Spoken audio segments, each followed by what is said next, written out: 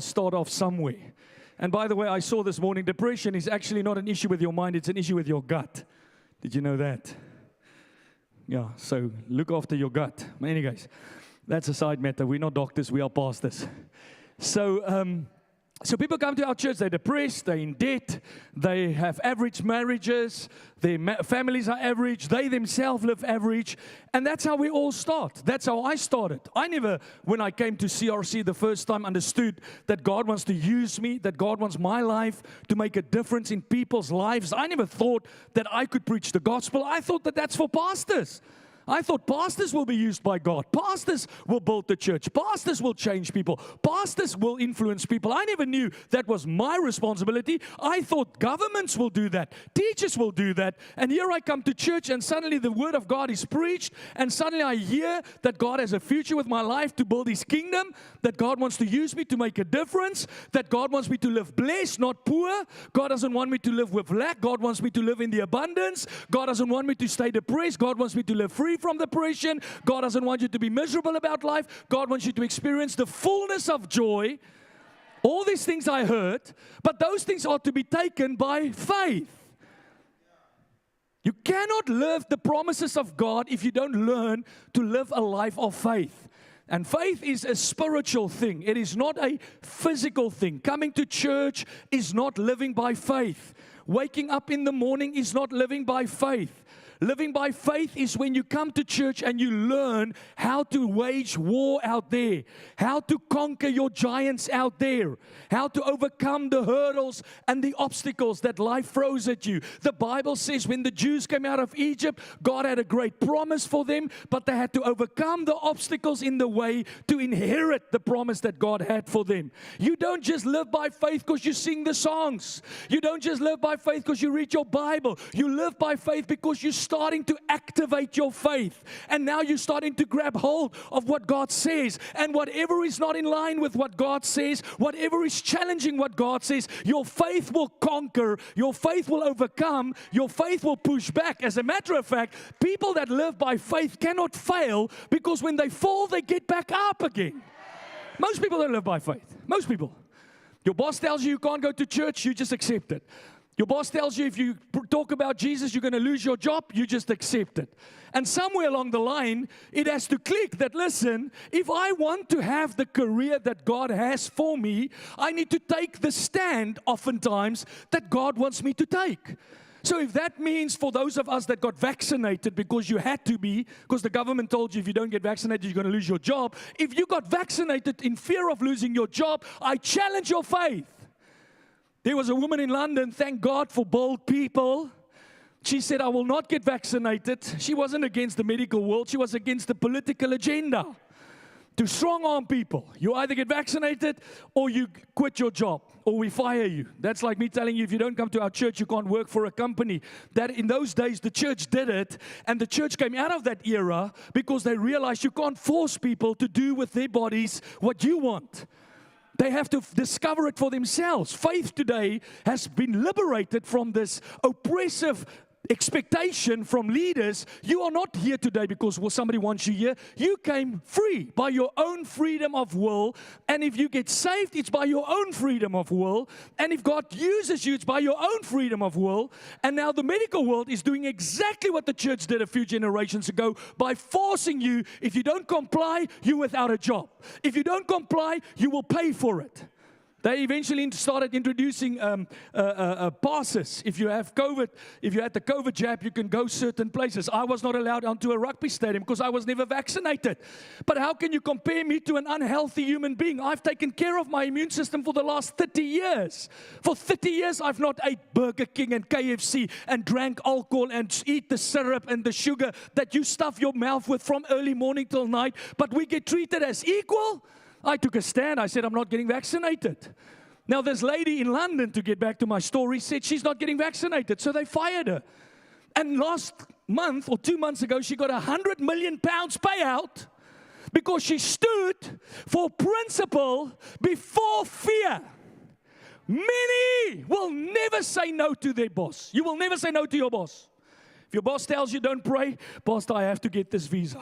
If your boss says to you, you can't go to church, Pastor, I have to get the visa. If your boss says, listen, we don't want you to be like that. You are a little bit too much. Don't talk to us about your Jesus. Don't talk to us about your church. Don't talk to us about what God's doing in your life. We are not interested. You will gladly comply. Why? Because you've never learned to live by faith. And how will you know what God has in store for you if you always live on the back foot, compromised by the opposition and the challenges that life throws at you? I said to someone this week, I said, listen, if you want God to use you, if you want God to take you on a journey of discovery, a journey of great adventure, learn to live by faith. If they tell you you need to work on Sunday, you say to them respectfully, I cannot work on Sunday. And you trust God that by your boldness and by your decision to honor Him before anything else in this world, that heaven will answer on your behalf. You don't do it fearfully. You don't just do it because the pastor said you should do it. You do it by faith in the power of God and in the ability of God to do what seems impossible to the natural eye. That's how our faith grew. That's how my faith grown over the years. The reason many of you don't grow in your faith is also because you don't want to get a hold of money. Money is the greatest faith developer. Every year in the last 20 years that God challenged me to give in an offering, to tithe, to honor Him, it was a decision by faith. There's not always time to check the bank accounts. There's not always time to revisit the budget sheets. All there's sometimes time for is to choose, will I step or will I stay? Will I take a leap or will I stay in my comfort zone? And I decided to take the leaps. Wasn't always easy. Things get tough when you live for God. Things doesn't always just go smooth when you live for God. But I've learned that if whatever I did by faith eventually brought me the supernatural. Eventually it made things happen. Eventually it opened the doors that only God could have opened. You have to learn this. You have to learn this. You can come to church till the day you're old, till you're 40, 50. You can cry on the carpet. If you don't learn how to activate your faith, if you don't learn how to obey God by faith, you will never live in the promises that God has for your life. Romans 12 verse 3, the Bible says, each of us according to the measure of faith that God has assigned. We touched on this last Sunday. Everyone has a measure. With the day you get saved, the Holy Spirit touches your spirit. You get birthed by the Spirit of God. And there's a deposit of faith, a measure of faith. Each one of us have different measures of faith. But we all received a measure of faith. What you need to understand about this is your faith is enough already to move mountains. How do I know? The Bible says if you have faith as little as a mustard seed and you command the mountain to move, that mountain will move. Now, the Bible also says that God does not give in a greedy manner. God is a God of generosity. God is a God of abundance. So God did not give any one of us just a little measure of a mustard seed faith. As a matter of fact, we have enough faith in this room to do whatever it is that God has called us to do. The reason why we don't always get it done is because we need to learn how to work our faith. You need to learn how to work your faith. You need to learn how to stay activated in your faith. You need to learn how to keep your heart engaged in faith. Because people say to me, Pastor, I'm going to hang on. Hang on to what? Hang on to failing? Hang on to trying? Or are you going to hang on in faith? Big difference. It looks totally different. See, church, your responsibility is to work and mature and to grow your faith. That's why you want to build your muscles. You can go to the gym and you can play on your phone. You can go to the gym and not take any interest in what you need to do, and your muscles will stay weak. Your muscles will stay small. But when you start working, when you start applying, when you make an intentional effort, you will start to bulk up. Your faith starts to bulk. Your muscle starts to bulk. You start to see things manifest around your life in accordance to God's word. You see prayers get answered. You see lives being transformed. You see churches grow. That to me was the greatest miracle that I've seen God do through my faith, is to have two churches in Edinburgh and Glasgow, because it all started with one or two people, but it started with a heart that was full of faith. God's going to do it. I have faith in the power of God. I have faith in God's ability. I have faith that even though my critic says it cannot be done, God is faithful. I have faith that the Bible says I should not be indebted to a man. I have faith that if I honor God and put God first, I will never be lost. And that, brother and sister, is a life of faith. And when you live in this manner, then the devil in hell cannot stop what God wants to do in your life. We spoke about it last week, and I'm going to carry on. We spoke about what to do to add to your faith. Remember the principle in Peter where the scripture talks about add to your faith. Because you have faith, you need to grow your faith, but then you need to add these qualities to your faith. Why? Can you remember why he said? He said so that your faith will not remain useless. Who has useless faith? No, don't put your hand. Well, we have an honest person in our midst tonight. Well, most of you, if you're honest, your faith is useless. The same problems you had 5 years ago, you still sit with today. The same excuses you had 2 years ago, you still sit with today. I'm sorry, I'm sorry, I'm sorry. I love what Spurgeon said. Spurgeon said, people that say, I'm sorry all the time, is just sorry because they have been caught out. They're not really repenting from a wrong behavior. People just say that. I sit with people, I talk. Listen, I love our church. I love the people in our church. I talk to people all the time, try and help them because I want to help you out of that pit of doubt and that pit of just going through the monotone, just doing the same thing over and over and over and over and thinking at some point you're going to win the lotto. How many people do you know that has won the lotto? Who's the oldest in the room? Quickly put your hand up. Andrew, is it probably... I'm not having a go at you. Let's say Andrew's 55, 52 years old. Can't remember. You can ask him today. In all his life, how many people has he met? How many people has he seen? Thousands upon thousands. Not a single one of them won the lotto. There is zero chance for you to win the lotto. Zero. There is zero chance for you to get a phone call tomorrow morning to say that your mother left you a castle, an aunt that you don't know of. There's a very good possibility that over the next 20 years, how you apply yourself is going to bring certain results into your life, or it's going to keep you from experiencing certain results in your life. Very likely. Very likely.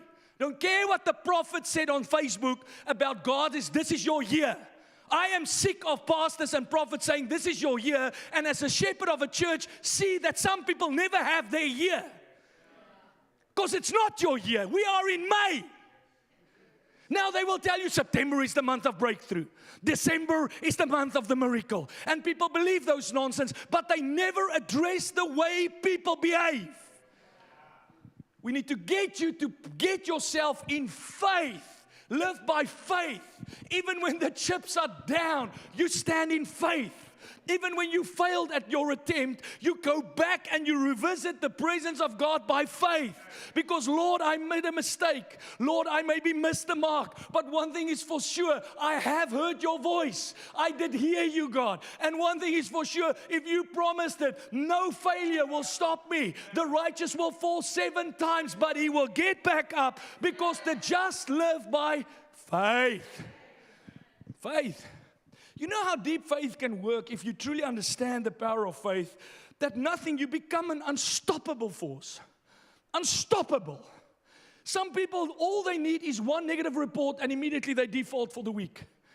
They just need one negative emotion and immediately the chips are down for an entire week.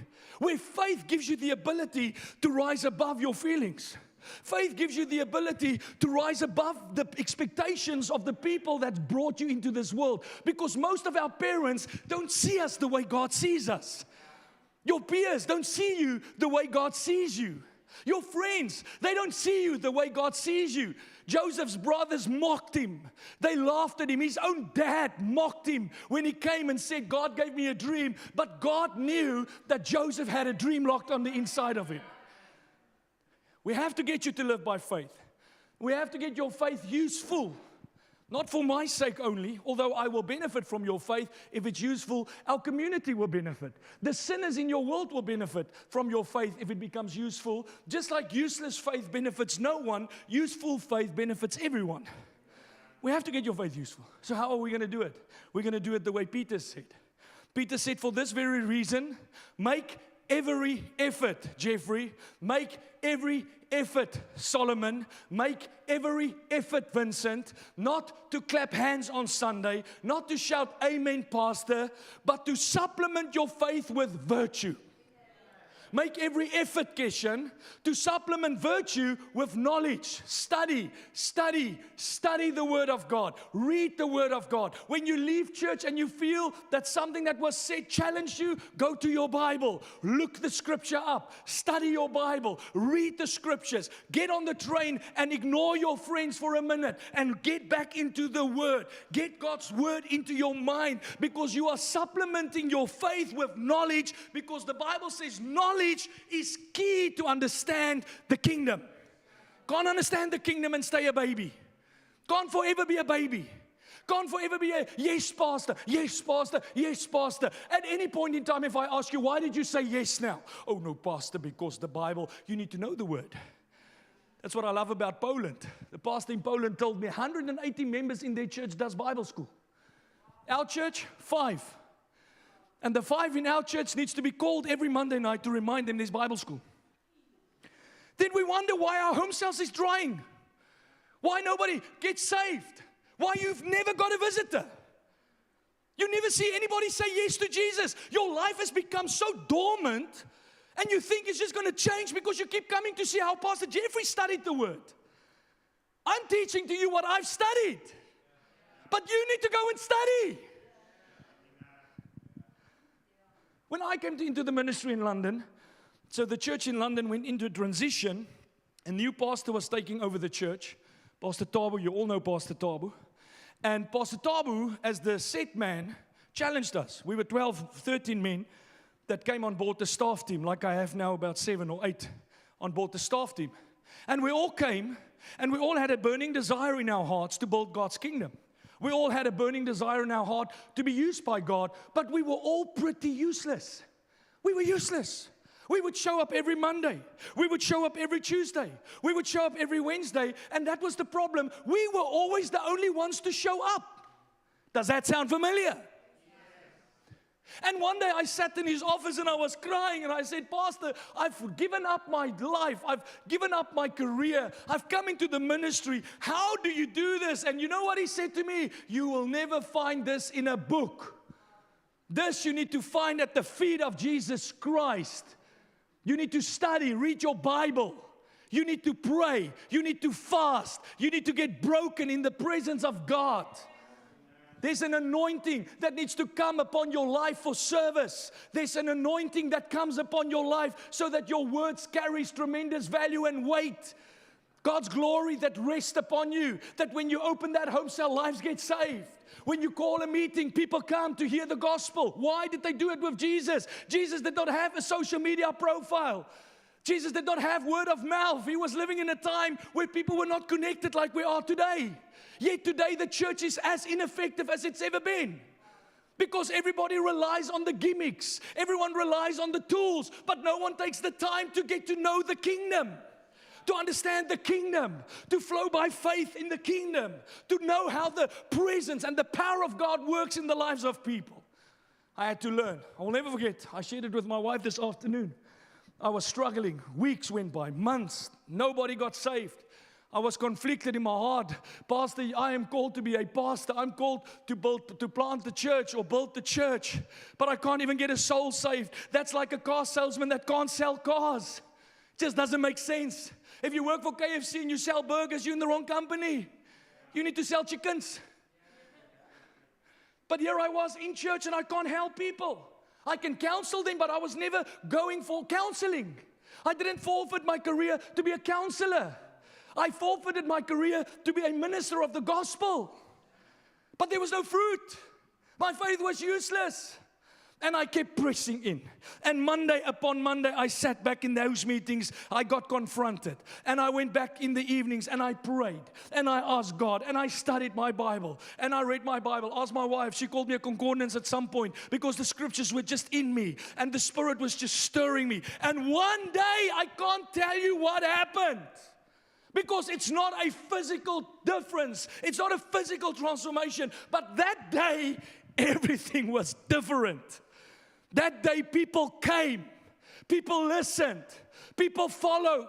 I saw a zone that couldn't reach any souls become a fruit, a tree of life. It just started to produce because I broke through in the Spirit. See, people today want to serve God, but they want to serve God of the scrapes, the leftovers. You know, I don't want to be like Pastor Jeffrey because he's too radical. Well, this is the only way you're going to get it done in this country. There is no other way. There is no other way. If you can show me another way, I will listen to you. I'm not talking about people singing songs at conferences. I'm talking about people laying their lives down for Jesus Christ to be disciples, to follow Him. I've been enough conferences in my life. Went to a conference in London one night. I left halfway through because I couldn't stand the smoke of the person next to me in my eyes all the time while we're singing to Jesus. People drinking at the bar while we're singing to Jesus. So I'm not impressed by conferences and big events. Those things don't change people. That's not the way you get people further. You can get 50,000 young people at a Sunday event. I want to know, what did that 50,000 young people do the weekend before? Because I work with young people. And I know how they live. So God had to take me on a journey to recognize that if, Jeffrey, you want to be effective as a man of God, if you want to be effective as a child of God, you have to learn to work your faith. You have to flow with me. You have to learn to apply what I say and do what I say until you get the results that I promised. Critical. Because for everything God's called you to do, there's a victory in progress. Everything. Nothing you do should end on the heap of failure. That's why I believe it's wrong to quit. It's wrong to give up because you don't know at what moment you're going to break through. You don't know at what moment this thing will click. I can't tell you when it clicked for me. It was 6, 7, 8 months. I can't remember. All I can tell you is the produce looked different. Suddenly my faith was working. Suddenly my faith was producing. Before, my faith would do nothing. My faith would sing songs. My faith would read scriptures. But now my faith is actually bringing increase. My faith is bringing transformation. That's useful faith. That's the kind of faith that God wants you and I to live with. So add to your faith, virtue, knowledge. Knowledge with self-control. Self-control is very important because if you can't control yourself, how do you control the anointing? This is again why people oftentimes lose themselves and they become wacko. Paul said in the book of Corinthians, the spirit of the prophet is subject to the prophet. You can control yourself. If you're in the prophetic and you don't know how to control yourself, you're not a real prophet. You have to control yourself. Can't now suddenly stand up in the back of the meeting and start shouting and prophesying like many people do and say it's because I'm in the prophetic. The Bible says you are subjected to the prophet, the Spirit. The Spirit doesn't just take control. The Spirit will always work through your obedience. There's a work with it. The demonic is different. The demonic will just shout. The demonic will cause chaos. The demonic will always try to stifle what God is doing, but the Holy Spirit will always work in order. There's order. Paul came into the church in Corinthians and he corrected the church. He said, this place is a hellhole. You guys are full of these gifts. We see the operation of the gifts, but you guys don't operate in the flow of God. There's order in God's house. There's order in God's family. There's rank in God's family. It's not just you do what you want. That's why self-control, I believe, is critical, because if you have the flow but you can't control it, you will misrepresent the flow. Add to self-control, steadfastness. We'll get there now. Add to steadfastness, godliness. That's the one I want to focus on tonight. Add to godliness, brotherly affection. Brotherly affection is not you kissing the girls because you want to sleep with them. That's what boyfriends do. Brothers have an affection for one another. So if you truly hug a girl in church because you love her, it's not the same hug that you do with that girl that you met online. It's a different hug. You see, if you start to get, aroused, something's off. You don't get aroused with the brotherly affection. The fact that you're getting aroused tells me that you've got a hidden agenda, brother. When you hug a brother or a sister, there's no arousal. It's just a pure-hearted, intimate touch. Like, I love you with the love of Jesus. And I believe that God's going to work in your life, period, full stop. There's no hidden agenda. He goes on, he says, to brotherly affection, love. For if these qualities are yours and are increasing, listen, here it is. They keep you from being ineffective. Pastor, I don't know why I'm so ineffective. It's because you're not increasing in these qualities. You still don't have self-control. Girls, you still don't have self-control. You still don't have the steadfastness. You like a yo-yo. Up and down, up and down. Then you want to serve God, then you're not sure. Then your life is good, then your life sucks. Then you want to move forward for God, then you doubt God. There is no steadfastness. And if you don't increase in these qualities, meaning year by year you get stronger in these qualities, you will become ineffective in your faith. He says, or unfruitful in the knowledge of our Lord Jesus Christ. For whoever lacks these qualities are so nearsighted that he is blind. A lot of blind Christians. A lot of Christians that sing the songs, but they can't see further than their noses. They can't see the next step. They can't see what God is up to. They cannot see what the devil is up to because they become nearsighted. He says, having forgotten that he was clean from his former sin. Just to quickly recap from last Sunday, virtue. It's moral excellence, purity, obeying God no matter the cost. When Paul said Peter said add virtue to your faith, he was saying, guys, have faith, build your faith, but live morally pure. Live morally excellent. Make sure that you have integrity. Can people trust your word? Are you serious when you speak? Somebody texted me a few months back, years ago, asking me for money. I will never give you money if I can't trust your word. I will never give you a job if you are a liar underneath the covers. I have employed people for this church that lie, that steal. Believe it or not, Christians, they steal. They start employment in this church, and I say to myself, how do you think God will bless your service? They've got no integrity. Today they say, Pastor, tomorrow I see you at 9 o'clock. 9 o'clock come, 9 o'clock go, and they know where to be seen. Show up at work when they want. Phone in sick. Oh, boss, I'm sick. That is not integrity. Your boss doesn't know you're lying, but the Bible says whatever is done in secret, God will reward openly.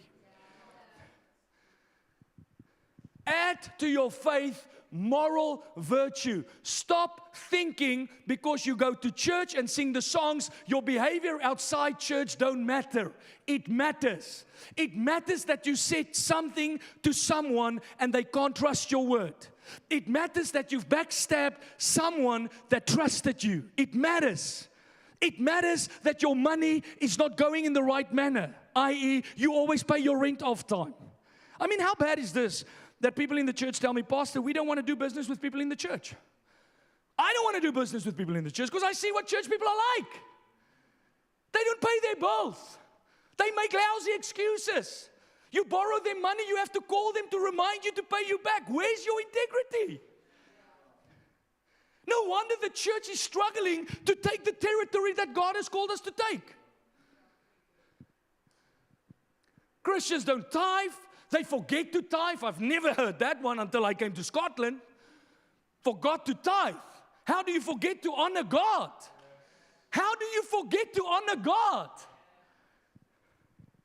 No integrity. They have no integrity in their careers. Listen, young people, I tell you, Instagram has made such a big challenge for you guys. You have an entitlement that's not serving you. You think things are just going to happen. You've seen that influencer on Instagram that's become a millionaire. And by the way, I'm not even convinced he's a millionaire because nowadays you can hire a Bugatti for £500 a day. And you can take some cool photos of you in front of the Bugatti, and then tomorrow all the young people eat up your stuff and they subscribe to your services and you become a millionaire on their backs. You know, I have a forex trading friend. He's a millionaire. He said to me one day, why waste your time trading? Just teach people how to trade. I don't even know how to trade. Fact. You know how many traders can't trade successfully? But they teach the world because people just buy the stuff because they took a photo with a Bugatti.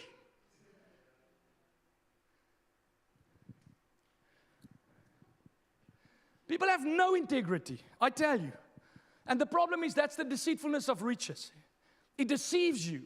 It deceives you. And eventually over time, if you don't deal with that thing, it makes your heart hardened. Because how you work with money has a spiritual effect in your life. It will have a spiritual effect in your life. Why does people in the church not want to deal with Christians when it comes to money? Can your boss give you 50% of the company and trust that you will show up tomorrow? Or will you take the 50% and make a run for it?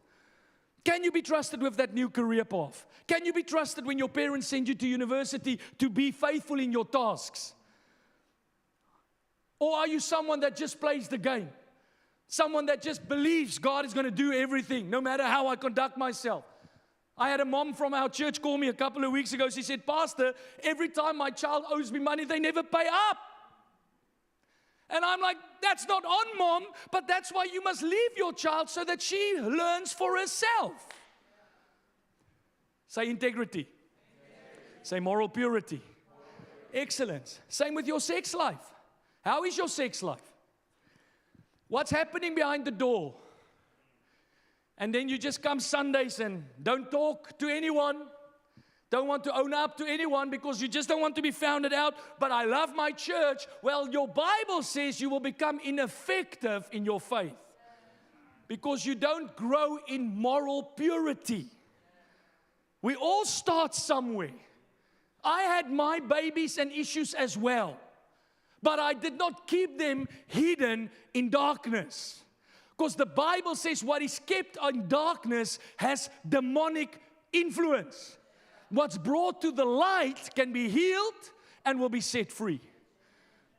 There's a faith today in our world where Christians think it's all just about what they do for God, but no one consider their moral values. No one consider their moral conduct and moral behavior. I'm not saying we won't struggle.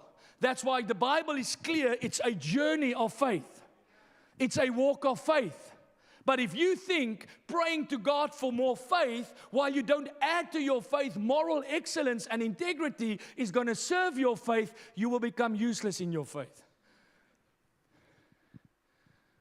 Integrity. I didn't want to speak about this one tonight, but it's such an important one. So important. You play TV games till 2 o'clock in the morning and then you're tired at work. You showed up, that guy's paying you to do a job for him. Would you like it if a pilot did that while you were flying in the plane?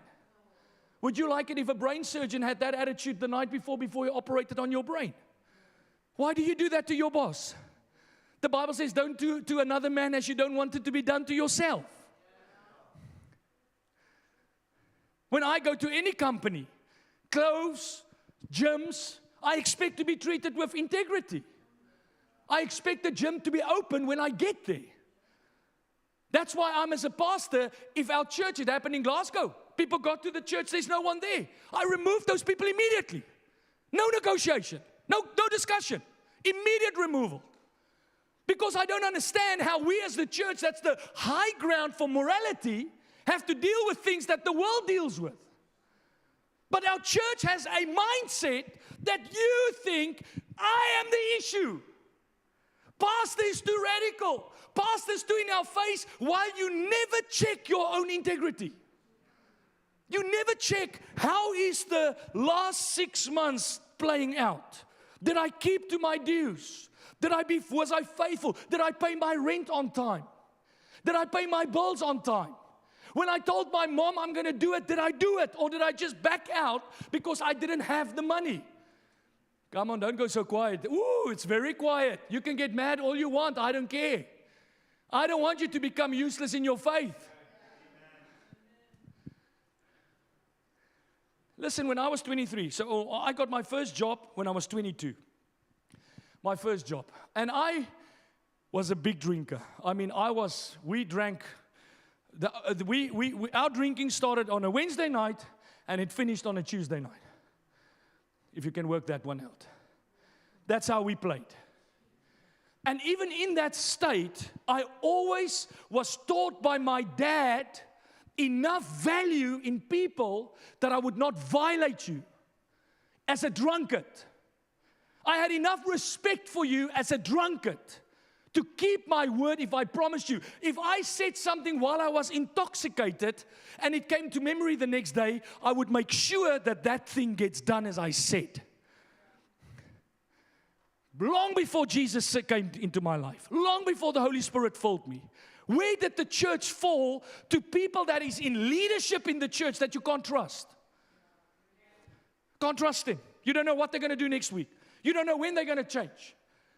They chop and change, and then to make it even worse, they always put the Jesus sticker on it. No, God told me. Did God tell you? Where does God work like that? It's not God, it's your God. It's very quiet here. Can I get the band back on just to help some people? No, please don't. Integrity. If you violate integrity all the time, you are going to violate your faith. You're going to violate your faith. You can't stand before God and say, God, give me breakthrough, but your heart is not there to bless the company that's going to give you the breakthrough. If that breakthrough comes, will you be a blessing there? Will they be thankful that you showed up? Will they say, thank you for coming, thank you for taking the career opportunity? Or would they wish they gave it to the Muslim? Or the atheist? Because Christianity doesn't have any difference in morality, right? Because we just sing songs, we just get excited, we get hyped up, but when the popo hits the fan, there's no difference between our conduct and the conduct of another. Say integrity. When no one is watching. When no one is watching. If you need to be reminded every month to pay your bills, you have an integrity problem. If you have to be reminded to pay your debt, you have an integrity problem. You have an integrity problem. If you have to be reminded to call your mom and dad every now and then, you have an integrity problem. Young people, stop treating your parents like they owe you something. Thank God for them and honor them. The Bible says honor your parents if you want to have a long life. Honor them. Stop treating them like they're your peers. Oh, Pastor, I don't have time to call them. No, you have an honor problem. You have an honor problem. If David treats me like that, he will sleep with Rex. No, Rex is dead. He will sleep with Stitch and Layla. Well, I tell you what, you get away with your parents. I don't know how your parents allow that. There's parents here tonight that I've told before, listen, I would never do that to my children. You are turning them into spoiled brats. They will never stand on their own feet. And they're going to go to the grave defeated. Because you never allowed them to develop in this. Never. They have no integrity. They have no honor. They respect no one. They do what they want when they want to. They have no regard for authority. They have no regard for the environment they are in. They can't even discern where they are. They treat senior people the same as juniors. They think everything is a party. And if you have that mindset, I tell you, there's many rooms you will never stay in. Some rooms don't cater for parties. They cater for people that can carry themselves seriously. But you have no regard. You're so self-absorbed because you're cool. Your mom told you you're special. You think you've got a gift, you've got a talent, that you don't realize it's 2 years later and your gift is still lying dormant. It's not growing. Always thinking you're going to get your breakthrough. What are you going to do when you grow up? I mean, that was a disease in the youth in London. What are you going to do when you grow up? I'm going to play for Chelsea. No, you're not. Who are you playing for now? I've got FIFA. Okay. Did your parents speak honest to you? You know how many people's dreams I scattered? One parent said to me one day, but you're a pastor, you're supposed to build people's faith. I said, no, I'm supposed to be truthful. You ain't going to play FIFA. Look at the friend next to you and say, you're probably not going to play professional football. Probably. You're probably not going to be the next Fury. It's mad. It's like you coming to me. Sorry, I'm going to pick on some of my older brothers. Coming to me like, Pastor, God spoke to me, I'm going to win the 100 meters next year at the Olympics. No, you're not. Believe with you, brother, but you ain't going to be the guy. Maybe your children's children, but not you. Integrity. When no one's watching. Pursue holiness. Even though the world lives compromised, you don't get compromised. You don't compromise. You remain faithful even if everyone around you grows cold. You stay the path. You stay faithful. If everyone else leaves, you stay. If everyone else is lousy, you stay truthful. Because you have moral virtue. Second one was knowledge. Growing in understanding. 1 Corinthians 14 verse 20. Brothers, do not be children in your thinking. Be infants, be evil. But in your thinking be mature. You know, you can say a lot about a community if you ask difficult questions, or you listen to the type of questions they ask. So when you ask questions, when you are in a world bigger than you, listen, I know you think you are the same as everyone else on this planet, but you're not. Okay? My son David needs to still learn to wipe his nose.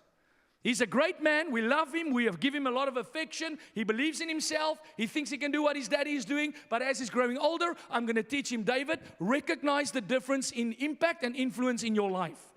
Learn to recognize people. Paul said, don't regard any man according to the flesh. Learn to read people. Learn to see who's the person in the room that you can learn from.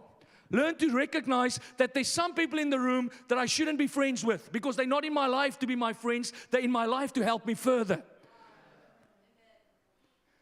So if you ask questions in certain environments, think about what you ask.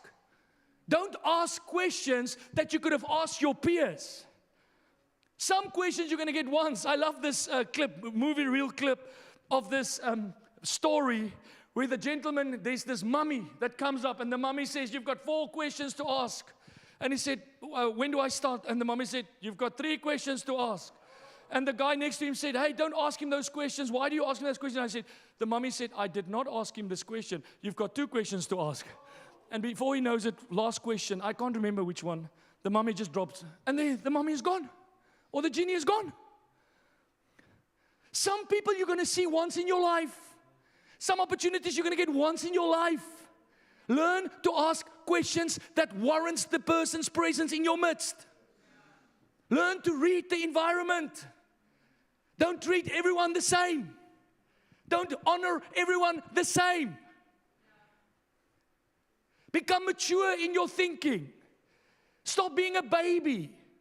Many things I see in my son David, I see in the saints, and I saw it in my own life, let's be honest. But at some point, David is going to grow up.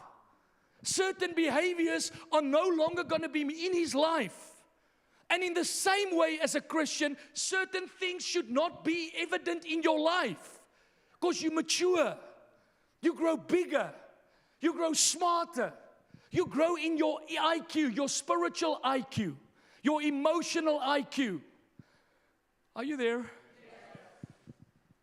2 Timothy 2 verse 5, study to show yourself approved unto God, a workman that needeth not being ashamed, rightly dividing the word of truth. Then there's self-control, steadfastness. I want to skip because I want to get to the important part for tonight. Listen, I just want to say this on steadfastness. I wrote this last night because I just felt I need to help some of you. Steadfastness is not saying, Pastor, I'm not going to give up. If you keep losing, you should give up. It makes no sense to me, rational sense, how you will show up every day saying, I will not give up, but you will also not change. You actually mean, Pastor, I'm not going to give up not changing. I'm going to stay like this, and I'm going to prove to you that I'm going to do it differently. If you do that, you should give up. Because if it hasn't worked for you to this point, it will not work for you from this point on unless you change. Doing the same thing over and over, expecting different results, is the definition of insanity. So when you say, Pastor, I'm not giving up, say that with a heart to get what it needs that I need to get. Whatever I am missing, I am not quitting until I've caught that. I want to catch it. I am humble. I'm serving. I am not stubborn. I'm not set in my stance. I have an open posture. I'm going to keep coming. I'm going to keep showing up, but not to prove a point, to get what I need to go where I need to go. Then you can say to me, Pastor, I won't give up. I will tell you, I will make room for you.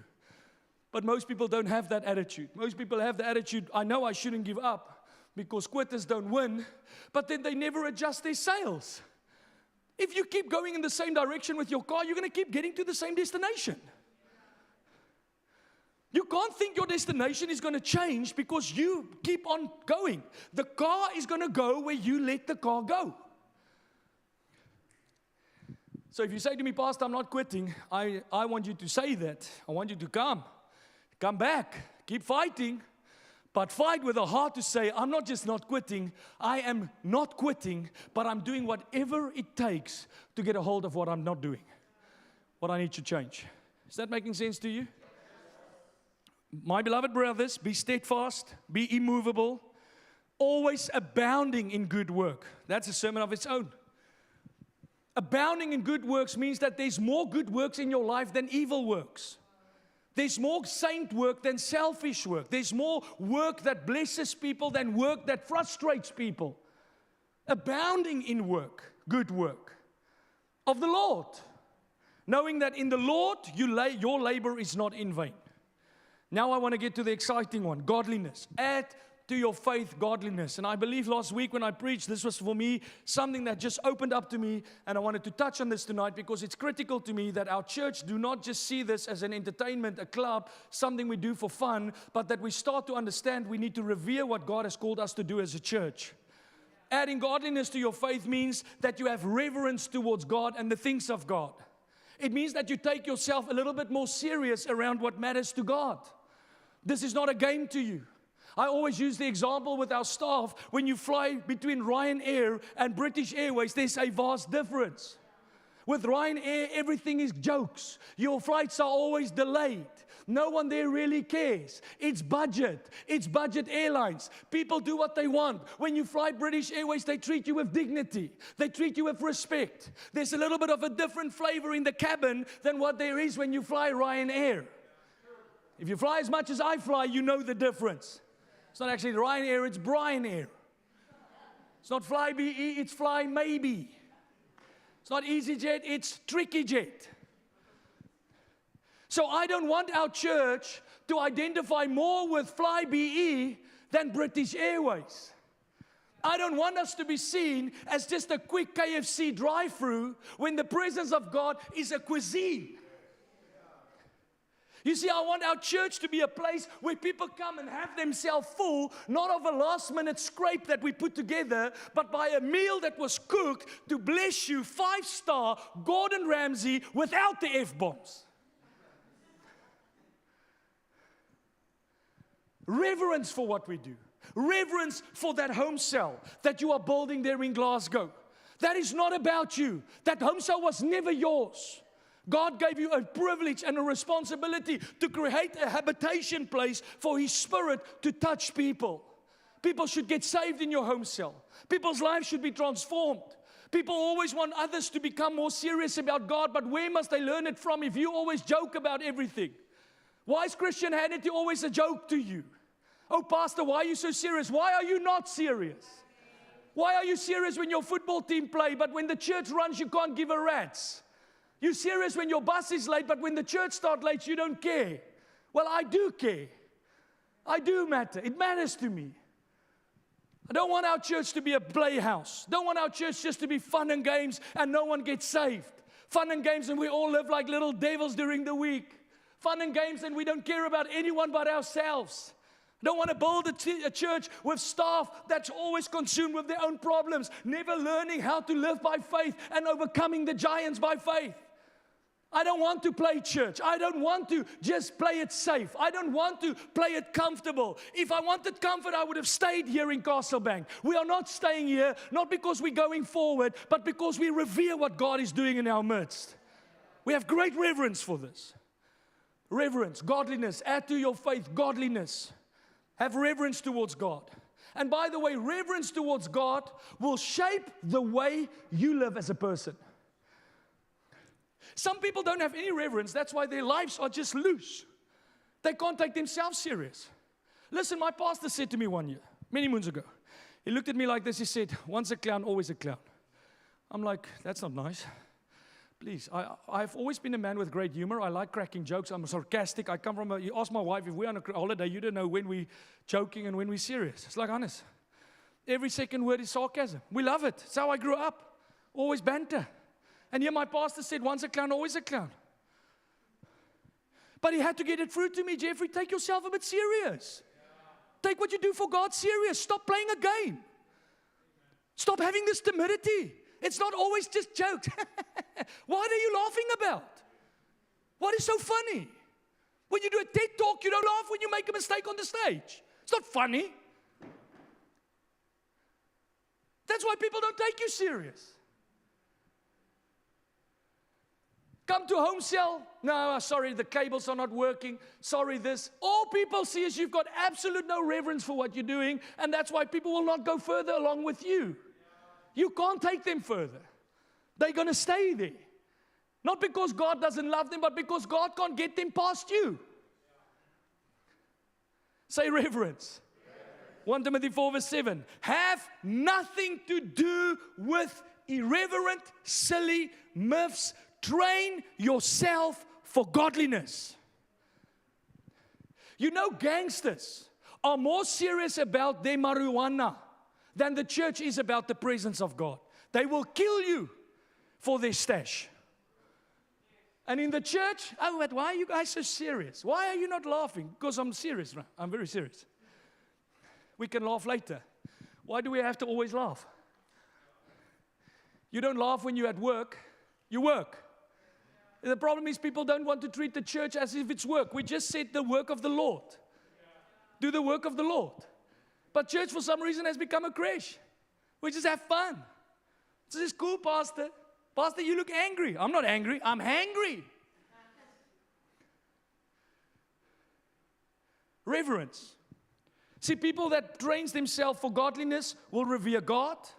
They will love what God loves. They will hate what God hates. And their lives is aware of God's presence. They prioritize God's will above personal preference. And they seek to honor God in every area of their life. I never want to walk into one of our campuses and feel that there's people in the room that doesn't want to make this work. Because I don't believe that that's the kind of church God called us to be. We want to make this work because we want God to move. Don't want to walk behind a media table, a cameraman, lights, get people that's always full of excuses. They have reverence for their cars and reverence for their social lives, but when it comes to church, everything is just a game to them. That is a heart problem. That is a posture problem. You should take it serious. I don't care if you're 19, 20, 21, 22. If you can't train yourself to godliness, your faith will never become useful. I take myself very serious. I take what I do very serious. Very serious. I'm not just going to cancel a Sunday service because I have problems of my own. I take this too serious. It's a curse word in our world today to preach like this. If people hear this, they will take me to the cleaners online. But I tell you, that is why the church is so ineffective, because we have no regard for this moment with God. This is a moment that we make time for God, to move like God wants to move, to do what God wants to do. For 9 years of our church, I told our members, I don't want our stuff online. I still don't want it online, but God spoke to us to put our stuff online. So I don't want media that plays this as a game. It's not a game. The BBC will spend thousands upon thousands of pounds to show you Love Island. Is it the BBC? How do you know? Yeah, you fell for it. You fell for it. I knew I was going to get someone. Well, all of you know that, all of you now suddenly like, Naked Attraction. This nonsense that they show on television. They pay thousands of pounds for it. People behind the scenes, they are fighting for a stupid program that can do nothing for you but make you jealous and envious. Stir up your flesh.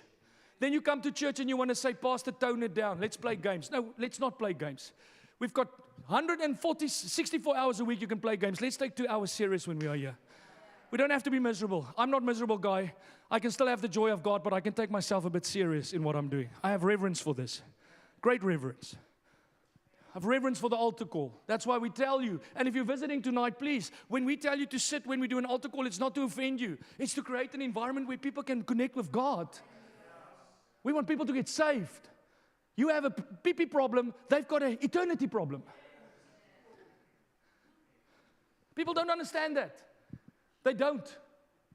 Because people don't want to have reverence. We feel reverence is heavy. It's not heavy. It will actually make your faith extremely effective. Now again, we can have fun and be useless in our faith, or we can just change a little bit, be a little bit more intentional with what we do, and see our faith work.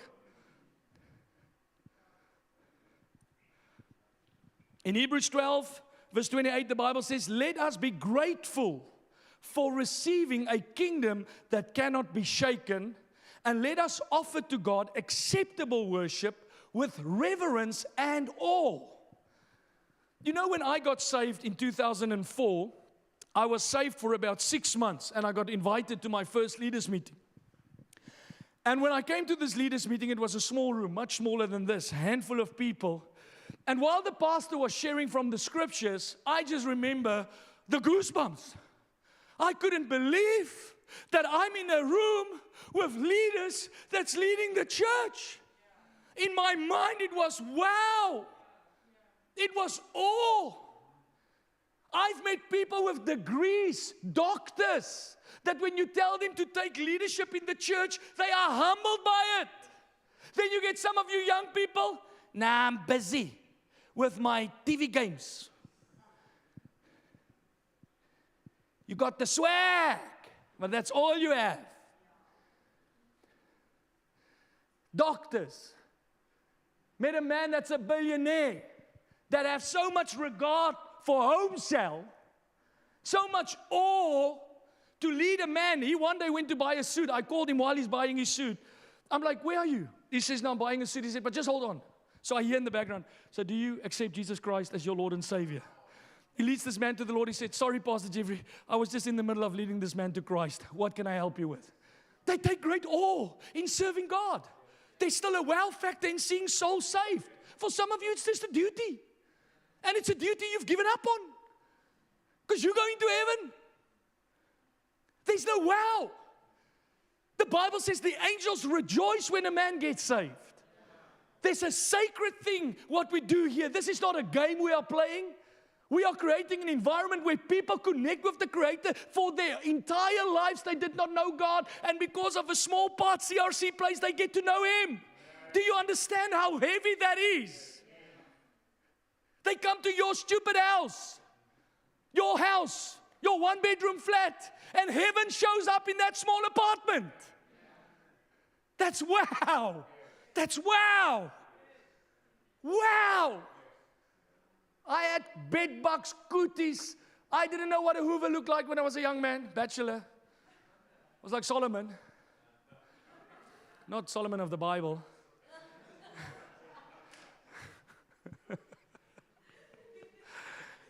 And one night we had home cell in my room, and 2 people got saved in my bedroom.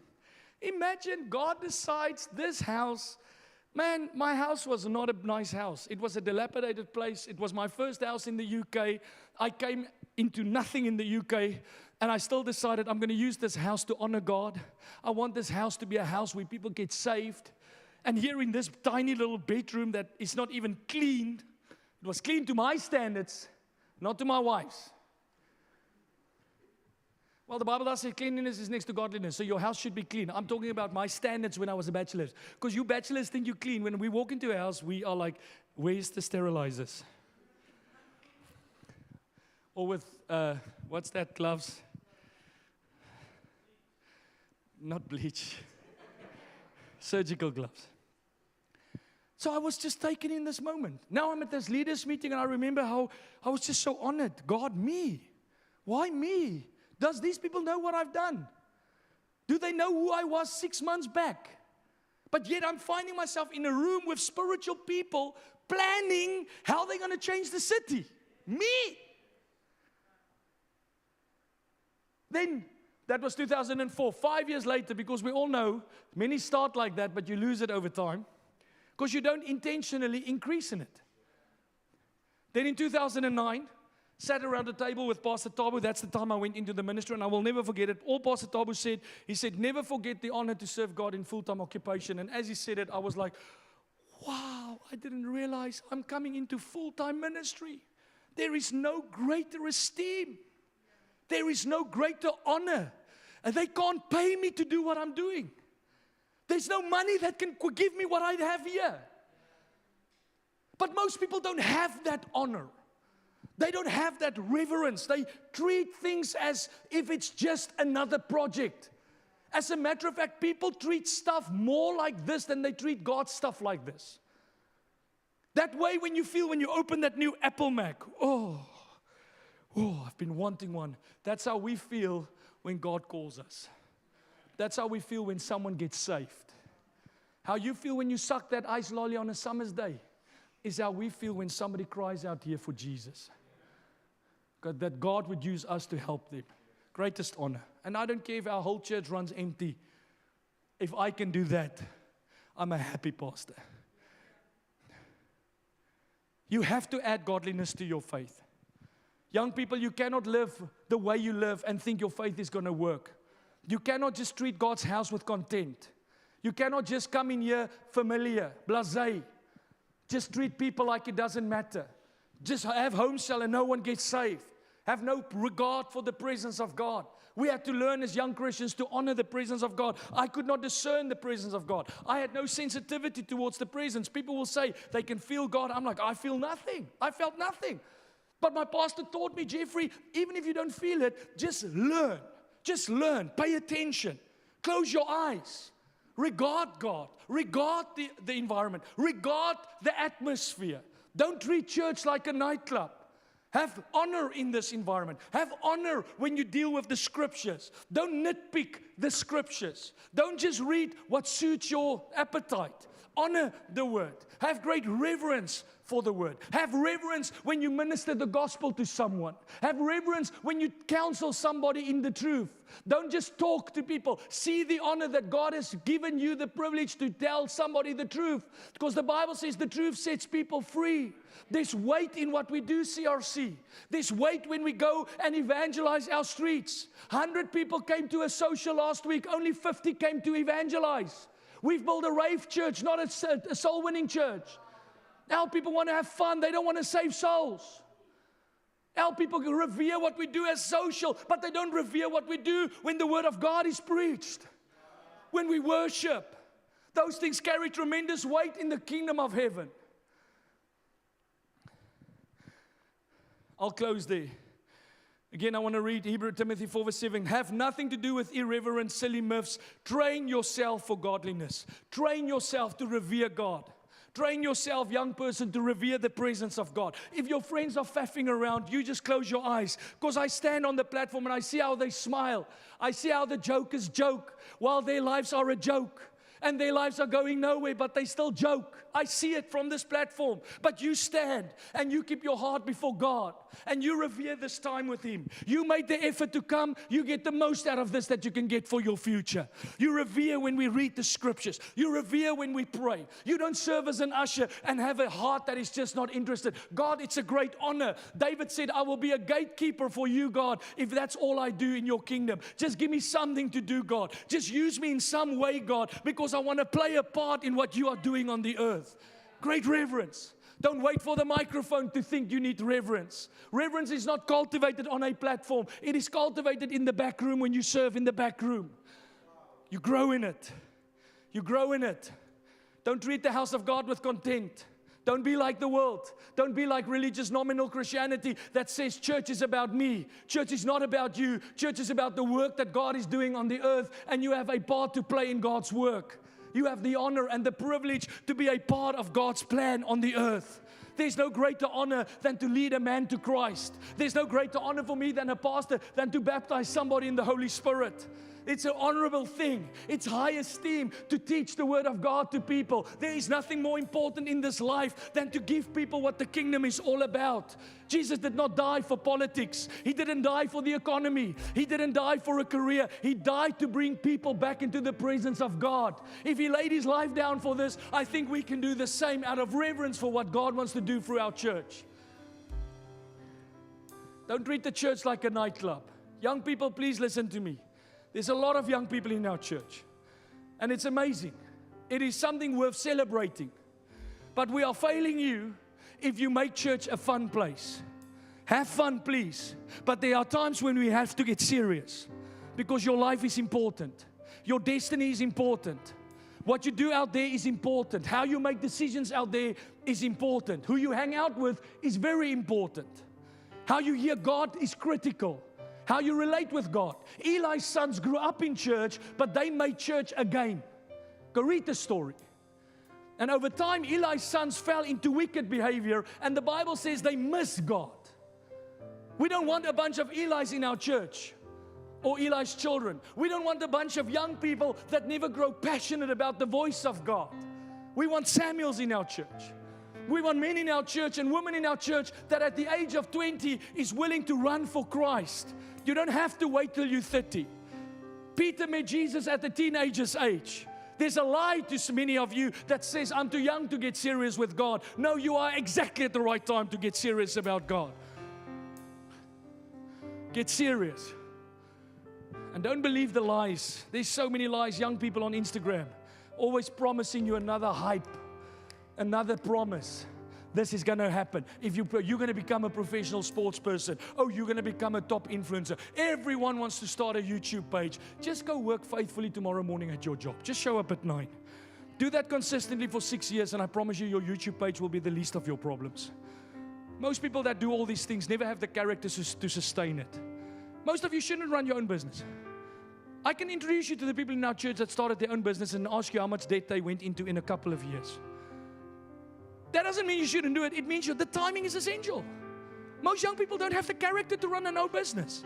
Most of you will not last 2 weeks on your own. You need to learn to take the baby steps. Show up every morning on time.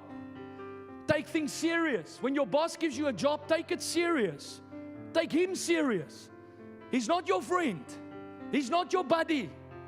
He's not someone that you can treat like it doesn't matter. He is a man that God placed over your life to take you further in your journey. Take it serious. Take the car that your parents bought you serious. It's not your money that paid for it. It's theirs.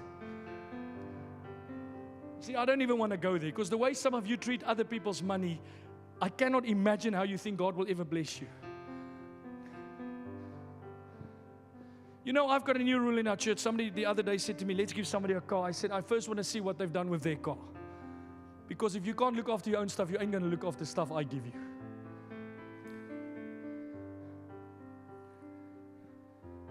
Don't become a Christian that's just hyped.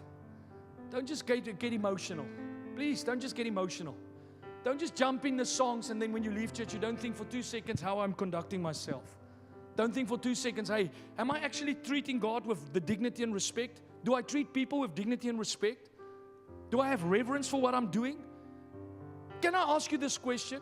If you know that the person that's coming to your home cell on Wednesday is maybe his last night on this earth, and he has one last shot to encounter Jesus, will you still do it the way you're doing it? Why are you late?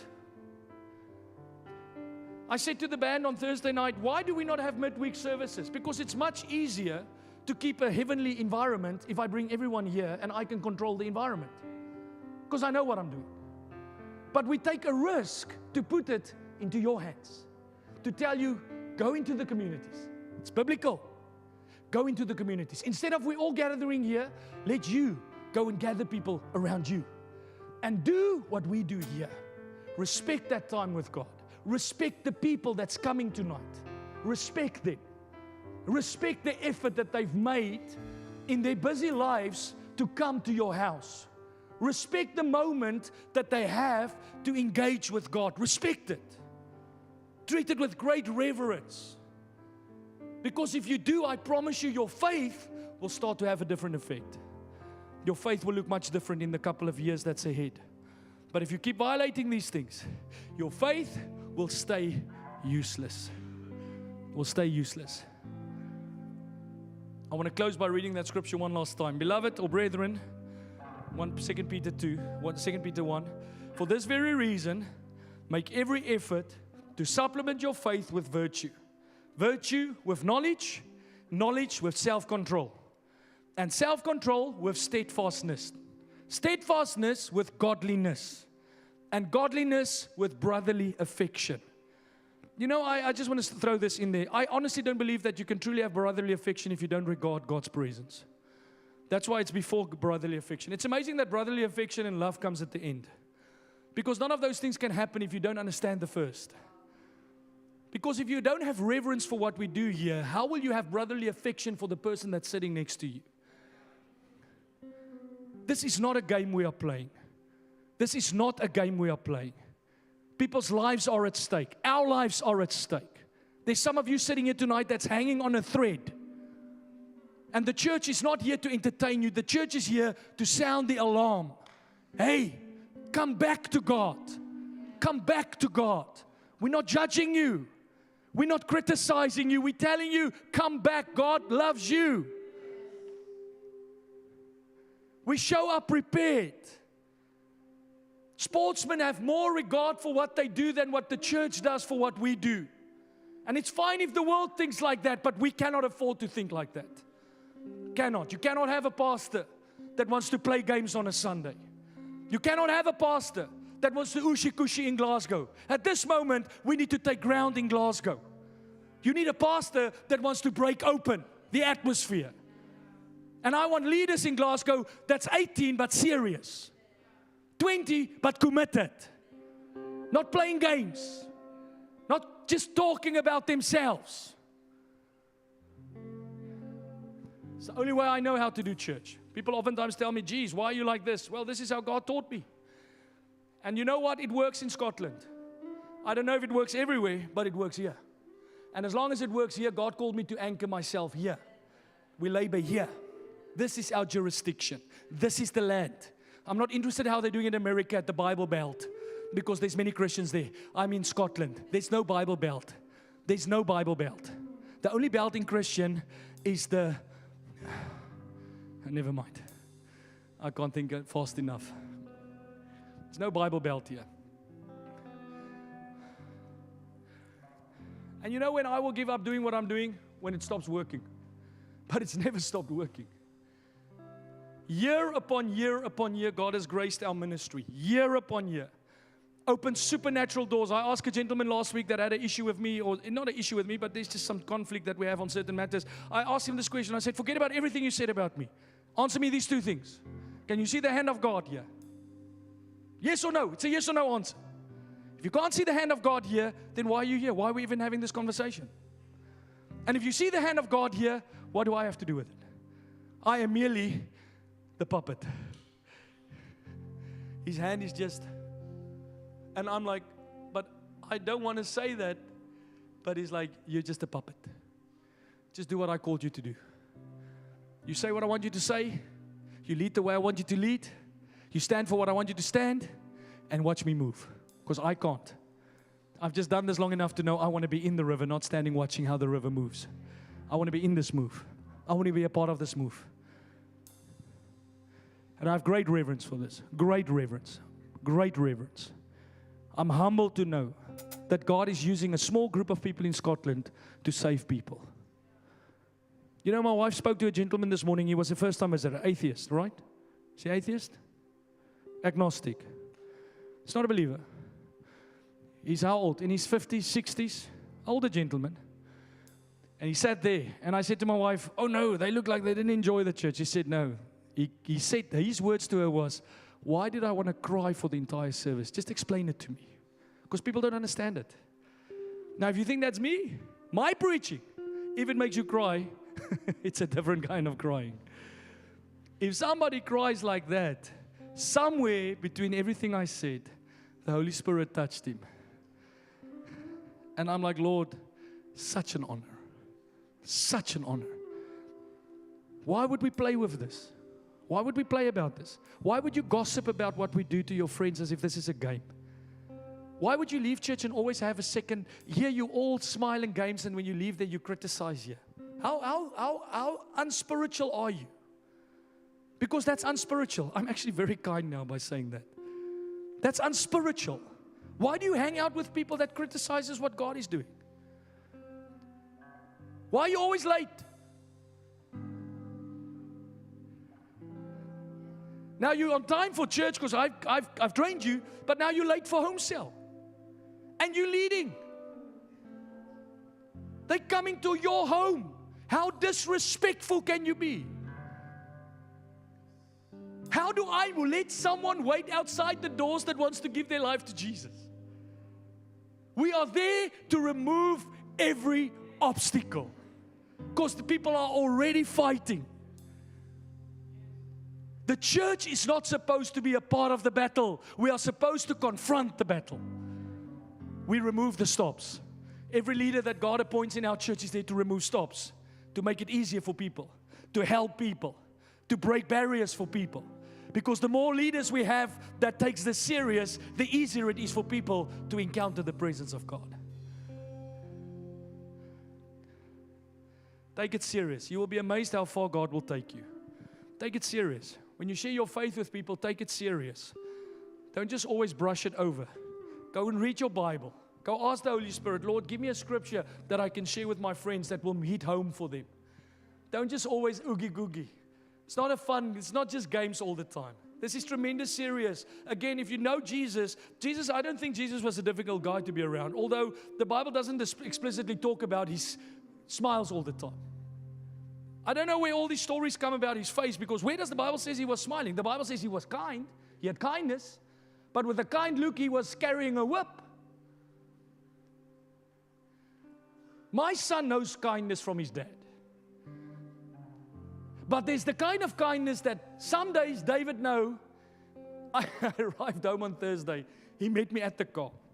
I opened the door. It's like, Daddy, I'm sorry. I'm like, what happened? He said, my behavior at school. I'm like, what did you do? He said, no, I bullied someone.